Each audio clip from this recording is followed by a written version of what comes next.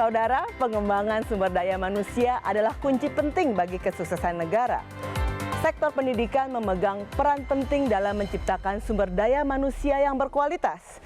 Maka, sebagai salah satu universitas swasta terkemuka di Indonesia, Universitas Tarumanagara terus berupaya menciptakan SDM unggul yang dapat diandalkan oleh bangsa.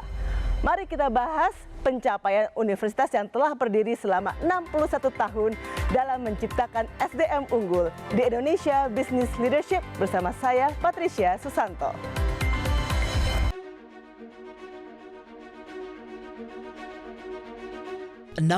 Tahun sudah, Universitas Tarumanagara berdiri dan tercatat sebagai salah satu universitas swasta tertua di Indonesia. Sejak resmi berdiri pada 18 Juni 1959, Universitas Tarumanagara berhasil mempertahankan posisi menjadi salah satu universitas swasta terbaik di Indonesia yang telah berhasil meraih sejumlah prestasi. Tidak hanya prestasi tingkat nasional, tapi juga internasional.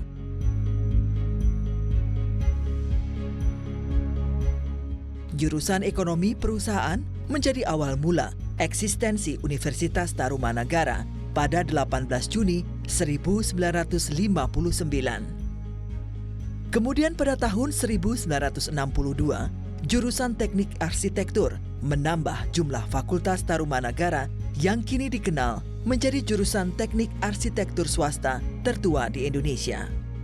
Baru kemudian, sejumlah fakultas lain seperti Fakultas Kedokteran melengkapi Universitas Tarumanagara hingga saat ini. Universitas Tarumanagara berdiri atas kesepakatan sekelompok sosiawan yang tergabung dalam Perhimpunan Sosial Chandra Naya atau Sinminghui yang bercita-cita mengelola sebuah lembaga pendidikan setingkat universitas atas prakarsa Dr. Andes Kwi Hua Jian. Berawal dari kesepakatan kelompok sosiawan tersebut, nyatanya telah mampu mencetak sumber daya manusia unggul yang ikut berkontribusi membangun bangsa. Tidak ingin jago kandang saja, Universitas Tarumanagara terus menjalankan visi menjadi universitas entrepreneurial unggul yang memiliki integritas dan profesionalisme di Asia Tenggara.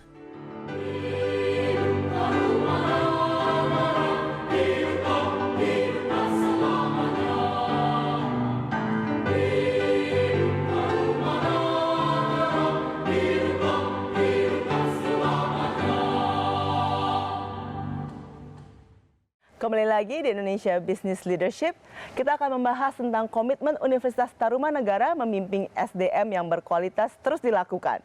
Pencapaian prestasi para mahasiswa membuktikan perwujudan komitmen tersebut. Seperti Stephen Austin yang berhasil menjadi juara kompetisi ilmu akuntansi dari Institute of Chartered Accountants in England and Wales, Southeast Asia 100 Regional Competition, dan juga Jennifer Janice yang terpilih mengikuti ajang kontes Miss Indonesia. Selamat malam Stephen Austin dan selamat atas prestasi yang luar biasa ini. Selamat malam.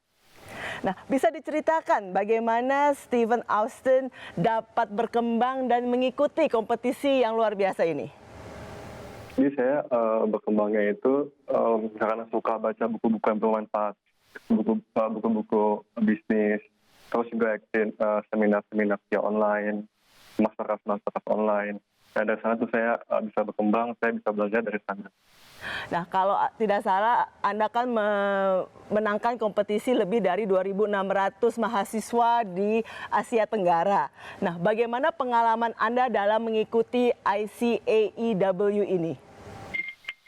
Oke, pengalaman saya. Jadi tuh awalnya itu saya lihat dari Instagram Ads. Nah, dari sana tuh saya coba aja meng-apply ini. Karena saya lihat saya punya skill di sini nih, saya punya potensi di sini. Jadi saya apply, saya ikutin perlombaannya, saya ikutin semua prosesnya, semuanya berjalan dengan lancar. Oke, kalau diceritakan juga dong dukungan dari Untar, seperti apa untuk membantu Anda memenangkan kompetisi ini? Oke, dukungan dari Untar, dengan dosen-dosen yang profesional, memberikan ilmu ke saya itu sangat membantu sekali.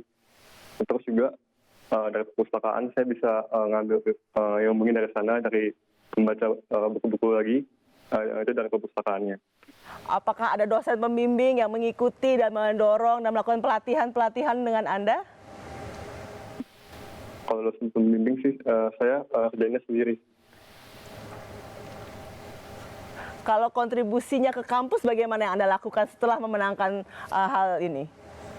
Saya membawa nama Untar ke ajang internasional. Oke, apa lagi yang dilakukan waktu Anda di dalam tingkat internasional ini? Apa yang Anda lakukan untuk mempromosikan Untar? Saya post di sosial media saya. Oke, jadi setiap aktivitas dimasukkan ke dalam sosial media gitu ya? Dan Iya. dukungan dari rekan-rekan dan teman-teman seperti apa?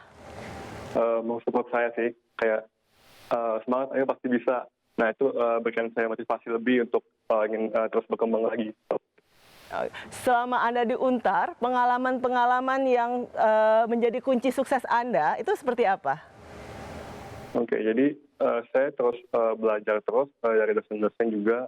Terus saya juga belajar lagi ilmu-ilmu lebih dari saya tambahin lagi, saya lengkapi lagi dari baca buku, dari seminar online itu gitu. Nah, seminar online diikuti dan kalau fasilitas-fasilitas yang ada di universitas apa saja yang digunakan untuk bisa membantu menyiapkan waktu mau masuk ke kompetisi tersebut? Perpustakaan sih, saya membaca buku dari sana gitu kebanyakan. Kenapa milih perpustakaan Untar untuk melakukan research? Karena di sana emang ada banyak gitu buku-buku tentang leadership, tentang bisnis. Jadi saya senang sekali menambah ilmunya dari sana gitu. Jadi biarpun ini adalah for chartered accountants, Anda juga membahas tentang membaca tentang leadership. Nah, ini memang terkena dengan lomba ininya, lomba akuntansinya. Tapi dalam ini lomba ini tuh lebih kebahas dalam bidang leadership, terutama dalam bidang bisnis gitu. Oke, kalau boleh diceritakan juga bagaimana apakah melakukan latihan-latihan tadi dengan teman-teman, dosen, ataukah ada pendukung-pendukung lain yang membantu Anda untuk dapat menjuarai kompetisi ini? Oke, kalau dari dosen sih ilmu-ilmunya itu saya ambil, terus saya gabungkan lagi dari baca buku sama yang tadi itu, Oke, seminar baik. online. Ya. Terima kasih Stephen Austin. Kita akan berbincang-bincang sekarang dengan Jennifer Janice, kontestan dari Miss Indonesia 2020 yang mewakili Kalimantan Barat. Selamat malam Jennifer Janice. Halo, selamat malam. Selamat malam. Nah, ini boleh diceritakan bagaimana pengalaman Anda mengikuti ajang ini? Oke. Jadi kebetulan ini baru running Februari 2020 dan menurut saya ini suatu pengalaman yang memang tidak dapat dibeli dengan uang. Jadi waktu itu saya ikut juga dengan salah satu teman saya, ada Audrey Sugito dari Universitas Tarumanagara juga. Kami bersama-sama ikut kompetisi ini, belajar banyak juga dan mengembangkan bakat juga di bidang non-akademis. Dari awal hingga akhir sampai malam final itu benar-benar luar biasa sih. Proses seleksinya juga dari kita awal ikuti sampai akhir itu benar-benar memberikan nilai atau value adding bagi saya secara pribadi. Bisa diceritakan pengalaman Anda waktu di Untar, apa yang dibawa dan digunakan dalam kompetisi ini? Baik, kemampuan public speaking mungkin ya. Jadi ketika di Untar itu memang saya ada ikut beberapa kompetisi juga dan juga beberapa ikut organisasi seperti Badan Eksekutif Mahasiswa Fakultas Hukumnya juga.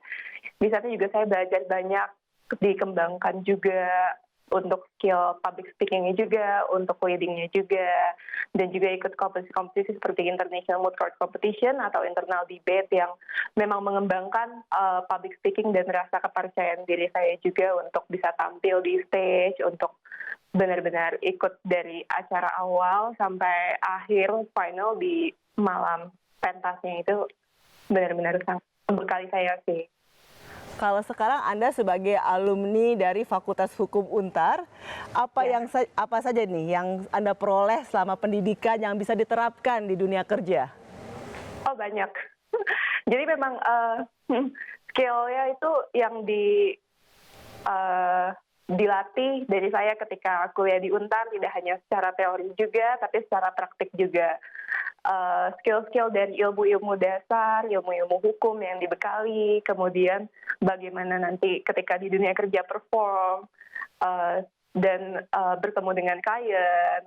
Baik lagi itu kan untuk improve personal skill dan juga public speaking saya untuk bertemu dengan klien. Rasa confident yang memang legal research yang saya dapat ketika mengikuti kompetisi juga itu applicable di dunia kerja sih. Jadi memang banyak manfaat yang saya dapat, dukungan Untar bagi saya secara personal membuat saya menjadi diri saya saat ini. Dan bagaimana dukungan dari kampus untuk sebagai alumni, bagaimana dukungan dari kampus untuk terus menambah profesionalisme Anda? Dukungan dari kampus yang saya terima itu banyak sih. Jadi kebetulan memang Untar ini banyak mengadakan seminar-seminar, mengundang narasumber-narasumber hukum yang memang dari sana kita bisa belajar banyak dan juga dapat koneksi juga. Saya juga waktu itu ada dapat beberapa referral dari dosen pembimbing saya. Okay. Dan saya belajar banyak juga dari hal itu. Okay. Kemudian saya dapat koneksi-koneksi dari sana juga sih. Jadi memang didukung dari segi konektivitas juga. Oke, terima kasih kepada Jennifer Janice, saudara kehadiran Universitas Tarumanegara selama 6 dasawarsa membangun Indonesia melalui pendidikan hingga ke pelosok Nusantara telah memberi kesempatan bagi seluruh anak negeri untuk mewujudkan cita-cita dan mimpi mereka. Seperti cerita Arnolda Leang Makin, mahasiswa Fakultas Kedokteran Untar asal ND Flores, Nusa Tenggara Timur berikut ini. ND, inilah tanah kelahiran kami. Tempat inilah saksi tumbuh dan kembang kami. Kami hidup di atas angan-angan, berdiri di atas cita-cita, dan bernapaskan semangat setiap harinya.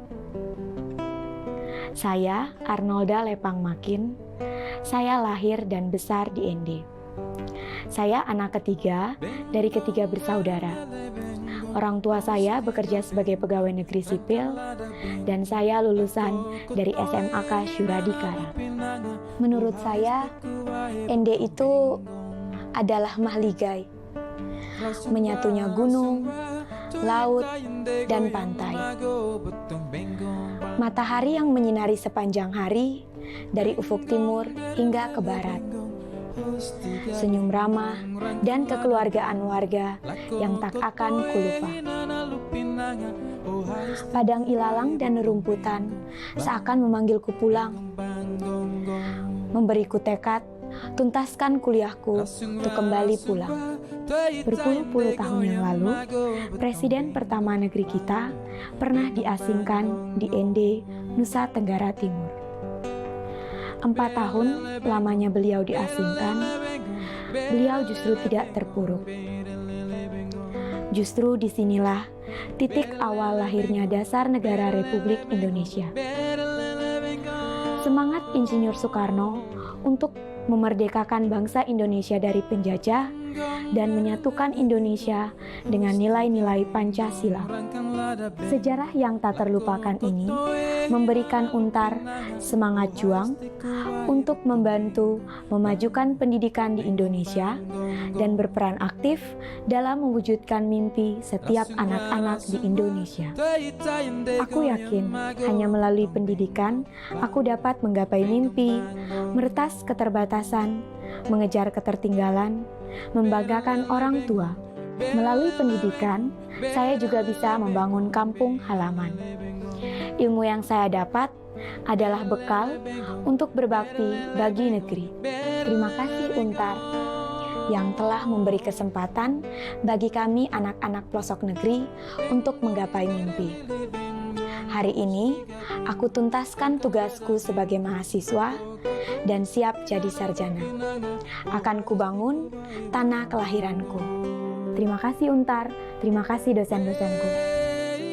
dengan pendidikan tinggi yang berkualitas dan berbudaya, yang dikemas dengan membangun nilai-nilai perjuangan bangsa, seperti yang diteladankan oleh Bung Karno, Untar siap menghasilkan sumber daya manusia yang berkualitas untuk pembangunan di Indonesia.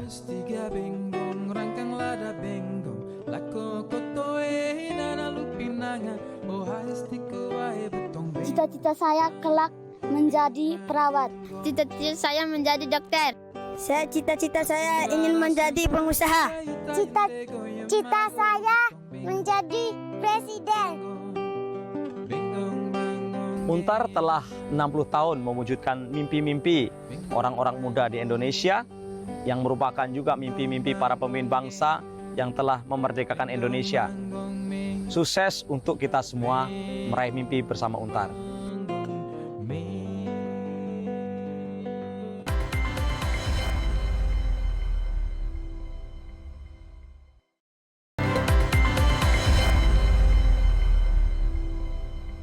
Kembali lagi di Indonesia Business Leadership.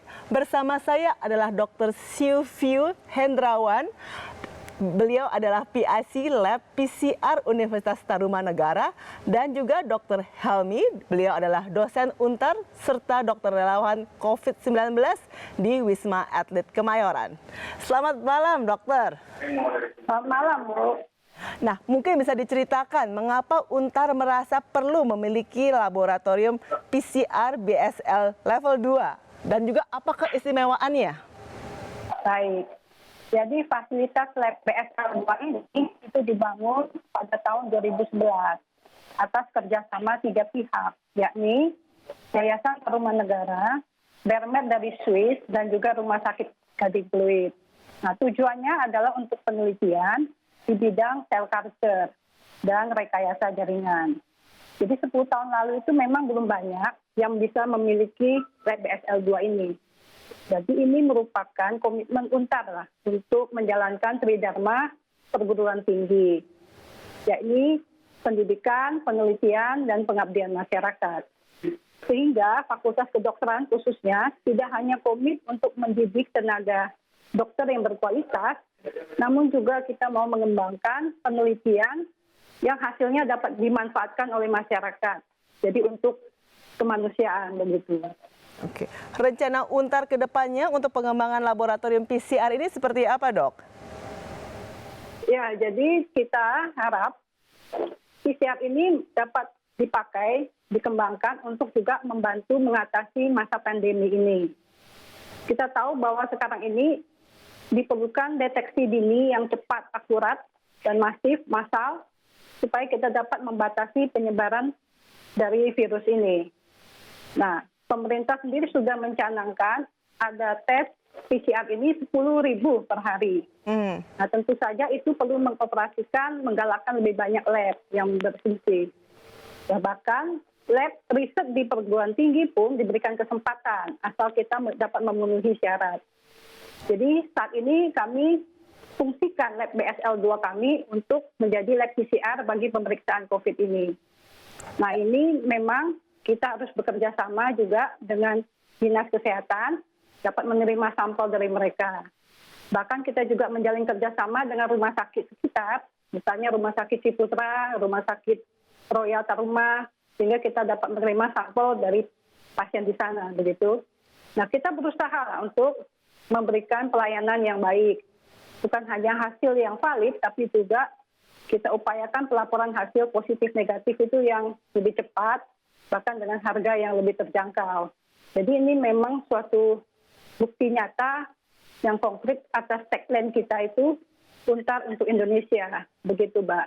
Jadi saat ini sudah berapa banyak sampel yang diproses? Kita baru tahap persiapan, karena kan memang ini harus beberapa adjustment fasilitas yang kita lakukan.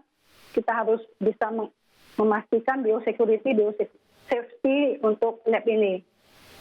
Dan jadi kita rencana akan mulai awal Juni untuk menerima sampel begitu.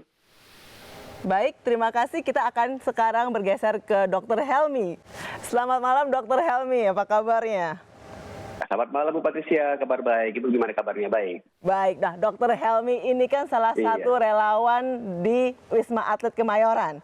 Boleh diceritakan kenapa Anda mau menjadi relawan untuk COVID-19 ini? Oke, yang mendorong saya untuk menjadi relawan, terutama sih karena saya merasa terpanggil untuk berkontribusi bagi masyarakat dan negara. Selain itu kan ini juga merupakan suatu semangat integritas dan profesionalisme saya sebagai seorang dokter dan dosen di UNTAR. Dan juga ini semua sejalan dengan nilai-nilai yang dipegang oleh UNTAR. Kalau pengalaman-pengalaman dokter saat ini sebagai relawan COVID-19 ini seperti apa sih, Dok? Menyenangkan Bu sebenarnya Bu, di dalam itu banyak pengalaman yang bisa saya pelajari, pengalaman baru dengan menjadi seorang relawan yang dengan bekerjasama dengan banyak pihak dari TNI, dari Kemenkes, dari ID, dan semua pihak dari keperawatan, itu bekerja dengan sinergi dengan baik untuk membantu tanpa pamrih apapun untuk mengatasi COVID-19 ini di Wisma Atlet. Jadi kondisinya sangat baik ya Dok ya, kerjasamanya baik, sangat menyenangkan. Sangat betul sekali. Oke, nah kalau boleh diceritakan dokter sekarang sebagai dosen UNTAR, pengalaman yang Anda bawa ini nanti apa yang Anda akan bagikan dengan mahasiswa UNTAR? Yang perlu saya bagikan nantinya adalah bahwa bekerja sebagai dokter itu tidak melulu sebagai material bisnis atau mengembangkan soal bekerja hanya dengan berdasarkan uang. Karena kita bekerja sama untuk mengatasi kemanusiaan juga, untuk mengatasi masalah kebencanaan dengan masalah-masalah yang lain, itu juga harus dengan ikhlas tanpa ada pamrih apapun. Sehingga nanti kalau saya kembali ke fakultas akan mencoba mengembangkan itu, bahwa mahasiswa itu harus bekerja dengan baik tanpa ada pamrih apapun di belakangnya. Karena itu sebagai komitmen kita sebagai seorang dokter. Demi panggilannya sebagai seorang dokter ya, Dok. Betul. Dok, kalau boleh tahu, ini kan UNTAR sangat mendukung Anda sebagai relawan. Apa saja sih bentuk dukungan-dukungannya, Dok? Oh, banyak sekali. Mereka banyak sekali dari segi rekomendasi, kemudian dukungan untuk melakukan publikasi, kemudian menyebarkan bahwa UNTAR itu juga fakultas yang baik, atau universitas yang baik untuk kita untuk berkontribusi mengembangkan ilmu dan sebagainya. Oke, nah kalau kerjasama dengan labnya bagaimana? Apakah sudah dilakukan? Kalau sementara ini belum ya, dengan Wisma Atlet kan belum. Maaf, bisa diulang lagi, Dok? Ini kerjasama dengan Wisma Atlet maksudnya? Iya. Oh belum, sementara ini belum. Karena sementara ini Wisma Atlet masih mempunyai beberapa kerjasama dengan beberapa lab yang untuk mengevaluasi PCR. Cuman saat ini kita belum mulai mempunyai kerjasama yang baik antara Wisma Atlet dengan UNTAR. Tapi harapannya ke depannya pasti akan berusaha sampai sana. Terima kasih Dr. Helmi sebagai dokter relawan COVID-19 di Wisma Atlet Kemayoran. Stay safe, stay healthy. Kita akan kembali lagi di Indonesia Business Leadership untuk membahas UNTAR sebagai universitas terbaik di bidang kemahasiswaan bersama dengan Dr. Adianto dan Hugo Pratama, Ketua BEM. Baik, selamat datang di laboratorium yang akan menjadi tempat untuk dilakukan pemeriksaan dari COVID-19. Kami sedang memiliki yang disebut sebagai mesin ekstraksi yang sifatnya otomatis. Jadi hanya perlu memindahkan, lalu mesin ini akan memulai semua proses ekstraksinya sehingga menjadi RNA. Nah, setelah kita dapatkan RNA-nya, maka kita akan melakukan proses deteksi dari si COVID-19 tersebut. Jadi ini bisa dilihat ada alat-alat untuk patologi anatomi. Jadi sedikit bercerita mengenai laboratorium terpadu, ini difungsikan untuk mendukung kegiatan-kegiatan yang sifatnya penelitian. Ini kita ada alat yang kita sebut sebagai real-time PCR. Saat ini kami punya dua alat. Ini alat yang generasi pertama dan ini adalah generasi baru. Kemampuannya tentu saja yang generasi baru akan lebih baik. Dia mampu mendeteksi sampel lebih banyak daripada generasi sebelumnya. Nah, proses pendeteksian ini menggunakan metode real-time PCR. Jadi kita akan membaca sinyal-sinyal dari sebuah pewarna fluoresan yang akan ditimbulkan dari reaksi di dalam mesin PCR ini.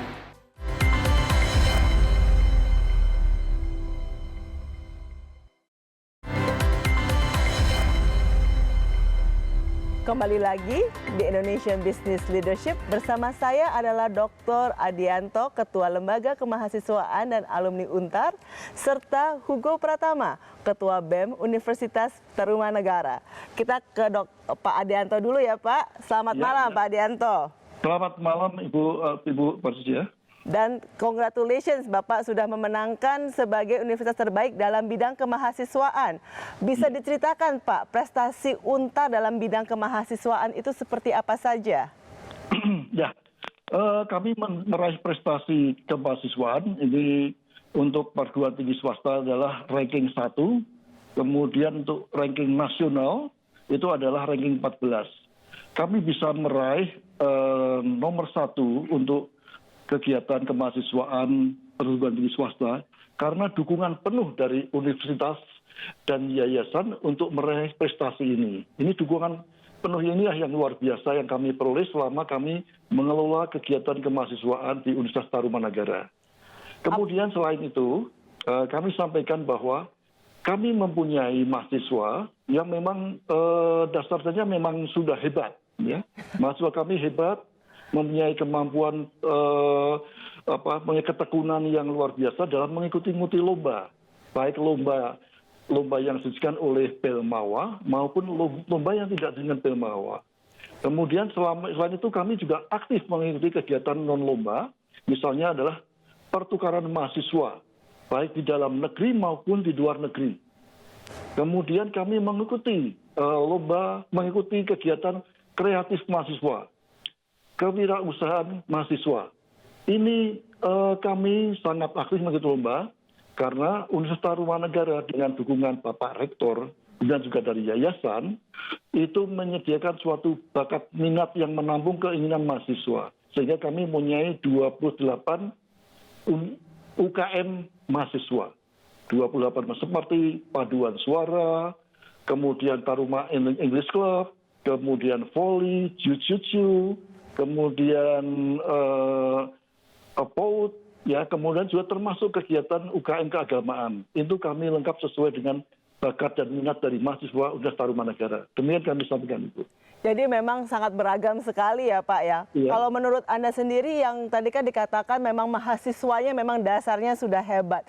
Dalam proses pemilihan mahasiswa ini apa yang dilakukan oleh universitas dan yayasan untuk bisa melakukan penyaringan ini? Nah, saya sebagai Ketua Lembaga Kemahasiswaan yang ditugaskan oleh Bapak Rektor untuk mengelola kegiatan kemahasiswa, kami aktif memantau kegiatan kemahasiswaan tersebut. Dengan kami aktif berhubungan dengan mahasiswa, maka kami mengetahui bahwa mahasiswa A mempunyai bakat di bidang ini, kemudian bakat mahasiswa B selalu mempunyai bakat ini. Nah, komunikasi yang intens kami dengan mahasiswa dan sifat kami sebagai Ketua Lembaga Kemahasiswaan ini adalah sebagai pelayanan. Karena kami melayani kegiatan mahasiswa Untar itu dengan sepenuh hati. Dan faktor sepenuh hati inilah yang membuat hubungan kami baik sehingga kami tahu potensi-potensi yang ada di kemahasiswaan Universitas Tarumanegara. Demikian Ibu. Baik, terima kasih Pak Adianto. Kita akan ke Hugo Pratama. Beliau adalah Ketua BEM Universitas Tarumanegara. Selamat malam Hugo. Sebagai Ketua BEM Universitas Tarumanegara, apa yang telah dilakukan BEM sehingga prestasi menjadi universitas terbaik di bidang kemahasiswaan ini terwujud? Oke, baik. Sebelumnya saya ucapkan terima kasih. Sebenarnya perlu saya tekankan bahwa peran saya dan juga bersama tim dan anggota saya di Badan Eksekutif Mahasiswa Tarumanegara tidak lebih besar dan tidak lebih gigih daripada semua mahasiswa yang terlibat dalam unit kegiatan mahasiswa itu sendiri. Sebenarnya tugas kami sendiri adalah hanya mewadahi dan juga membimbing serta mengarahkan para mahasiswa-mahasiswa tersebut untuk mencapai apa target mereka dan visi mereka. Contoh seperti pengarahan dalam bidang pembuatan proposal dan juga perizinan dan lain-lain. Yang perlu diapresiasi adalah kegigihan dan itikat mereka sendiri untuk memberikan yang terbaik untuk Universitas Tarumanegara dan juga unit kegiatan mahasiswa itu. Kurang lebih seperti itu. Nah, kalau sekarang diceritakan sedikit unit kegiatannya kan cukup banyak ya. Bagaimana Anda melakukan mengorganisasikan semua ini sehingga masing-masing memiliki prestasi-prestasi yang luar biasa? Baik, seperti tadi yang sudah disampaikan oleh Ketua Lembaga Kemahasiswaan dan Alumni, di Untar memiliki 28 unit kegiatan mahasiswa. Dari BEM Untar sendiri mengklasterisasi mereka ke 4 bidang. Yang pertama adalah keagamaan. Mungkin saya sebutkan beberapa, ada untuk Muslim yaitu FUT, untuk Buddhis yaitu Dharmayana, dan juga selanjutnya ada liga yaitu olahraga seperti futsal, badminton, voli, tenis meja, dan lain-lain. Dan juga selanjutnya ada bela diri, seni bela diri. Contohnya seperti wushu, taekwondo, jujutsu. Lalu juga ada kegiatan pecinta alam seperti mahupa, marsipala, mega, serta yang terakhir ada di bakat dan minat. Nah, dari klasterisasi tersebut dipersiapkanlah orang-orang yang memang akan menuntun mereka dan akan membuka ruang diskusi bersama mereka untuk mendorong mereka untuk mencapai target yang lebih baik lagi. Seperti itu. Baik, terima kasih. Kita akan kembali lagi di Indonesia Business Leadership bersama dengan Profesor Dr. Agustinus Purna Irawan, Rektor dari Universitas Tarumanegara.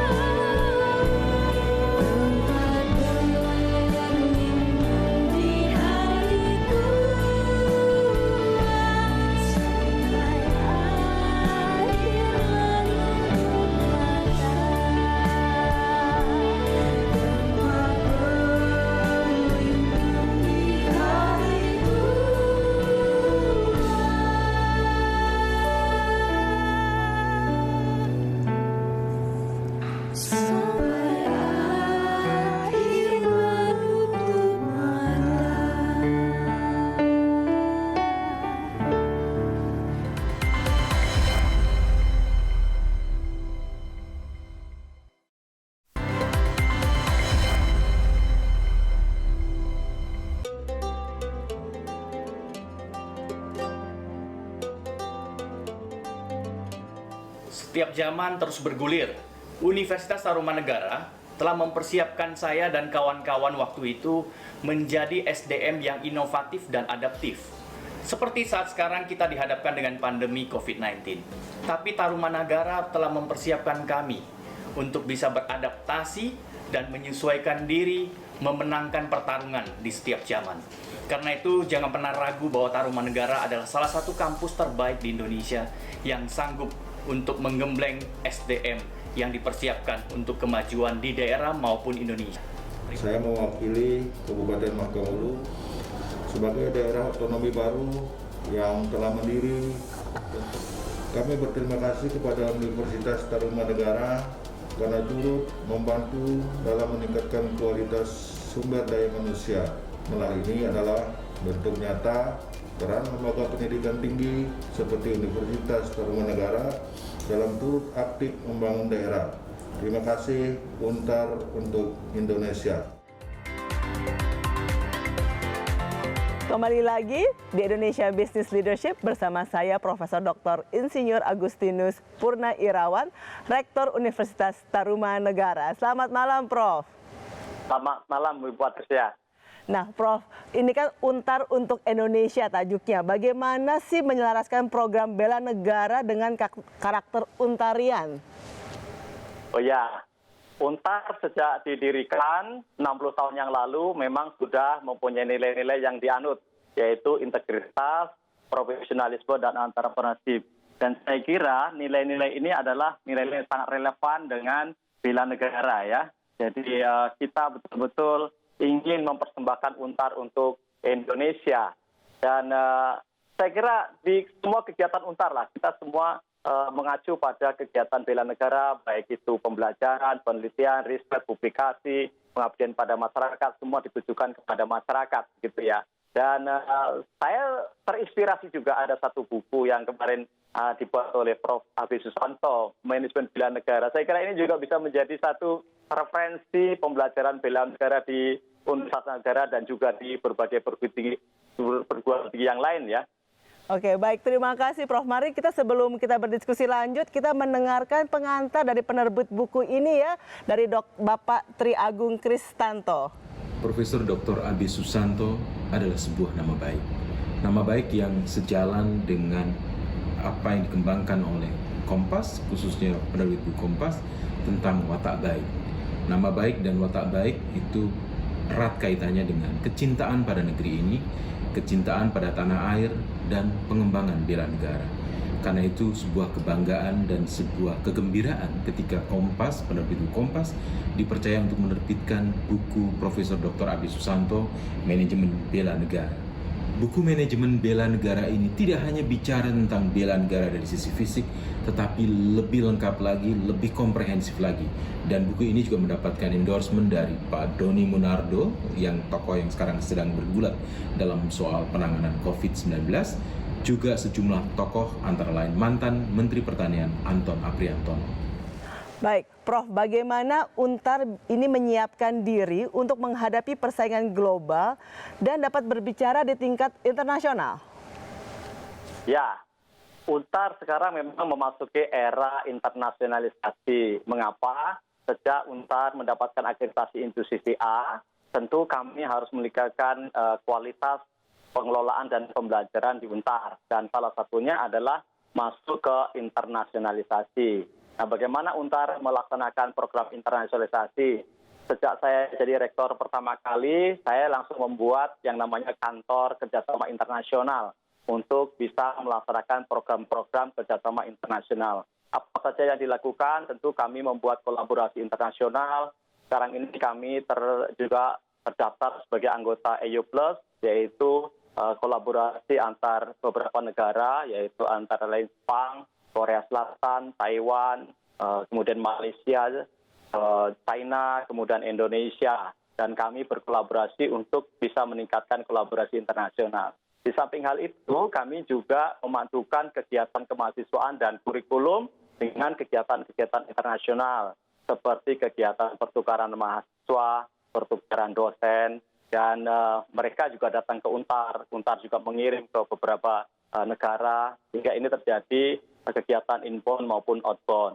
Kemudian kami juga menyelenggarakan konferensi internasional yang ada di Untar maupun di luar negeri. Jadi kita juga mendorong dosen-dosen dan mahasiswa bisa menghasilkan karya-karya internasional. Berikutnya juga ada kegiatan-kegiatan penelitian kolaborasi internasional, termasuk juga sekarang kami menggiatkan akreditasi program studi secara internasional. Dan ini menjadi target utama kami, supaya program studi di Untar juga diakui secara internasional. Demikian Bu Patricia, memang banyak sekali kegiatan-kegiatan internasional yang kami lakukan untuk membuat Untar menjadi salah satu perguruan tinggi yang menuju ke ranking Asia, maupun juga sekarang kita sudah mempunyai QS rating bintang 3 dari QS. Ini juga saya kira penting untuk masuk dunia internasional. Oh, sangat membanggakan sekali nih prestasinya ya. Kalau paling dekat dan paling sering exchange student dengan negara mana nih, Prof? Ya, kami mengirimkan mahasiswa ke Tiongkok, ke Taiwan, ke Malaysia, ke Jepang, ya. Jadi kita ikut semua kegiatan itu. Juga sekarang ada mahasiswa dari Jerman, kami juga mengirimkan ke Jerman.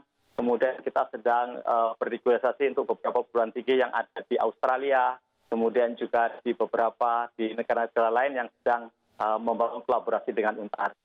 Persiapan apa yang dilakukan untuk mempersiapkan mahasiswa dapat studi di luar negeri juga ini, Prof? Ya, kami mengangkat keunggulan di UNTAR selain entrepreneurship adalah bahasa, baik bahasa Indonesia maupun bahasa Mandarin. Itu menjadi concern kami, bahasa Inggris juga menjadi concern kami, sehingga mahasiswa itu betul-betul mempunyai kemampuan dari sisi bahasa. Dan berikutnya adalah kami menyiapkan kurikulum-kurikulum yang juga relevan dengan program studi yang ada di luar negeri, sehingga mahasiswa asing bisa masuk ke UNTAR dan juga mahasiswa UNTAR bisa ke luar negeri. Dan nanti ada penyamaan atau penyetaraan dari hasil pembelajaran itu dikonversi ke dalam kurikulumnya UNTAR. Nah, kalau ini kan sepertinya sangat menarik dan pasti banyak yang ingin masuk ke UNTAR. Dan katanya tadi oleh Pak Adianto adalah memang dasarnya mahasiswanya sudah cerdas-cerdas dan baik-baik. Nah, proses seleksinya seperti apa sih, Prof? Ya, artinya UNTAR ini kan untuk Indonesia. Kami mendirikan perguruan tinggi ini untuk bisa menampung mahasiswa dari seluruh Indonesia. Dan sekarang kita ada di 34 provinsi juga ada kuliah di UNTAR. Artinya terbuka untuk semua anak-anak muda dan siapa saja yang ingin melanjutkan studi di UNTAR. Itu yang pertama kali. Yang kedua, kami juga mengembangkan program-program yang bisa diambil secara jarak jauh, ya.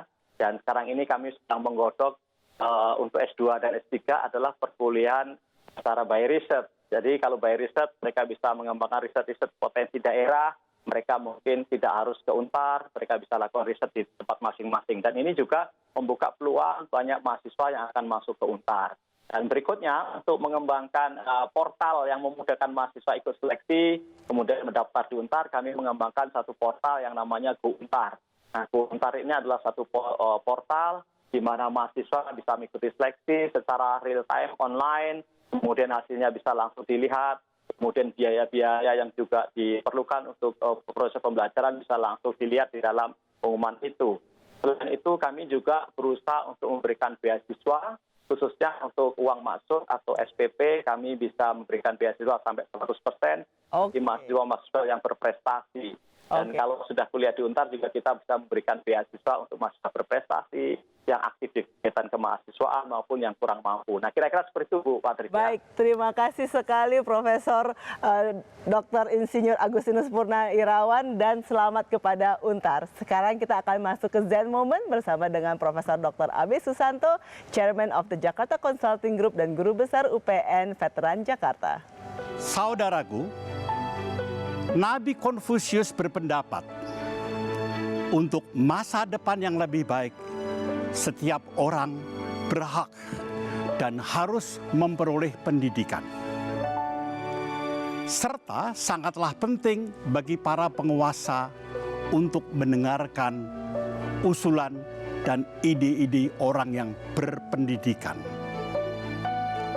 Mutlak untuk diingat, mendidik otak tanpa mendidik hati adalah suatu kesalahan besar. Karena itu bukanlah pendidikan sama sekali. Your attitude, not your aptitude, will determine your altitude. Sikapmulah dan bukan bakatmu yang akan menentukan ketinggian pencapaianmu. Pendidikan adalah paspor menuju masa depan. Karena hari esok akan dimiliki oleh mereka yang telah menyiapkannya sekarang. Lebih lagi, dalam konteks manajemen bela negara, pendidikan adalah cara untuk melakukan transformasi bangsa, penemuan kemanusiaan sejati, dan pengembangan karakter. Melalui pendidikan, nilai-nilai keutamaan para calon pemimpin bangsa juga dikembangkan dan ditanamkan. Peribahasa klasik Tiongkok berbunyi, sebuah percakapan tunggal dengan seorang yang bijak akan lebih berharga daripada masa belajar selama 10 tahun. Kita dapat menggelontorkan dana yang besar untuk pendidikan. Tetapi apabila kita tidak menggunakannya secara benar untuk meningkatkan kualitas institusi pendidikan itu sendiri, seperti pengembangan para pendidik, peningkatan kurikulum dan materi, serta sarana dan prasarana belajar mengajar, maka kita tidak akan memperoleh hasil yang diinginkan.